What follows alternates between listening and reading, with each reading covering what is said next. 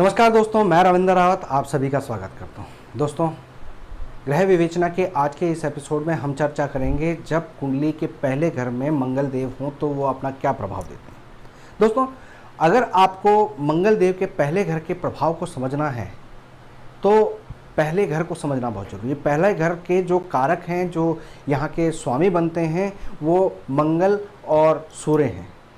मंगल की पहली राशि मेष राशि यहाँ पर पड़ती है, इसलिए ये राशि के स्वामी बन जाते हैं। और सूर्य यहाँ पर अपने जड़ स्थान पर यानी अपने कारक स्थान पर, क्योंकि सूर्य राजा हैं इसलिए ये राजा की गद्दी होती है, तो यहाँ पर सूर्य को माना गया है। अब जब मंगल यहाँ पर आ जाते हैं तो यहाँ पर दो मंगलों का प्रवेश हो जाता है और सूर्य एक हो जाते हैं। अब सूर्य और मंगल आपस में मित्र संबंध रखते हैं। यहाँ पर आप राम और हनुमान जी की जोड़ी मान सकते हैं।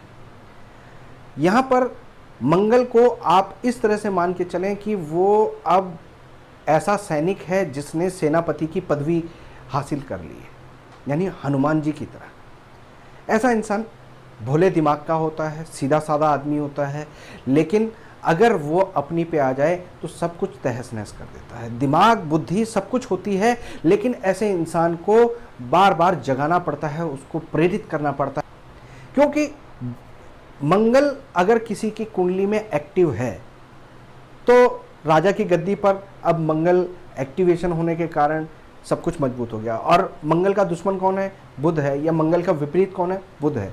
बुध यानी समझदारी, यानी चालाकी। मंगल सीधा साधा आदमी, बुध चालाकी। इन दोनों का आपस में तालमेल नहीं, यानी इस इंसान जिसका मंगल लगन में होगा वो इंसान भले ही देश अपने जीवन में कितनी भी तरक्की करे, लेकिन उसके अंदर छल कपट या चालाकी उस हिसाब से नहीं होगी जो होनी चाहिए। दोस्तों, ऐसा इंसान सूरवीर होता है, साहसी होता है, लेकिन वो ज़्यादा लाव लपेट करने वाला इंसान नहीं होता। स्पष्ट बात कह देगा।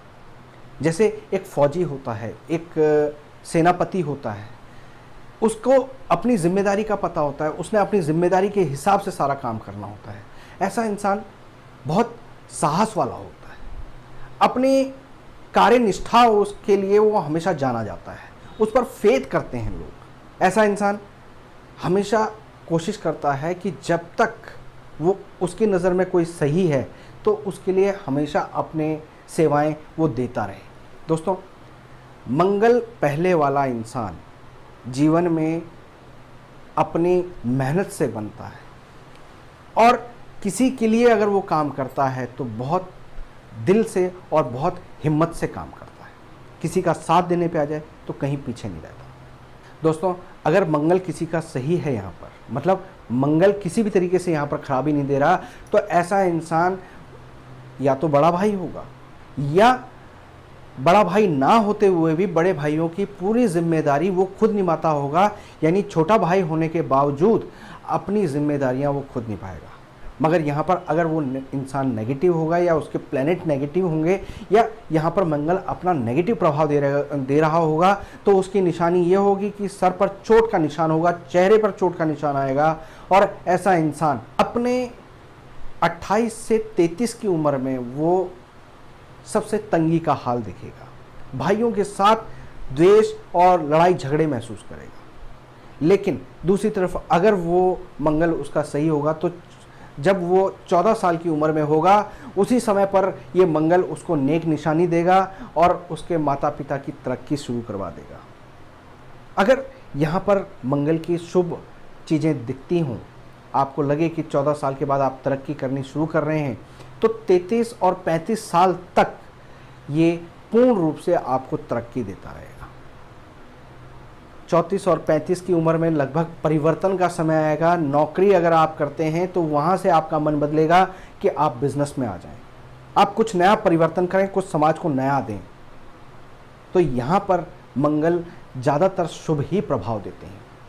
दोस्तों, अगर मंगल यहाँ पर बैठे हों, दूसरे घर में सूर्य बैठे हों और 12वें घर में चंद्रमा बैठे हों तो गरीबी का समा आपके आसपास बना रहता है। ऐसा इंसान अपने जीवन में बहुत तरक्की नहीं कर पाता, उसको गरीबी का सामना करना पड़ता है, आर्थिक तंगी उसको बहुत रहती है और जीवन में हर खून के रिश्तेदार उसके साथ कहीं ना कहीं दगा करते हैं। अपने भाई बंधु उसको एक मक्खी की तरह निकाल देते हैं, जीवन में उसका शोषण होता है। दोस्तों, मंगल 1 में हो और बृहस्पति 7 में हो, ऐसे में ही सूर्य 1 या 7 से संबंध बना रहा हो या सूर्य के साथ शनि, राहु या बुध का संबंध बन रहा हो, तो ऐसे में ऐसा इंसान आ बैल मुझे मार वाली स्थिति में होता है।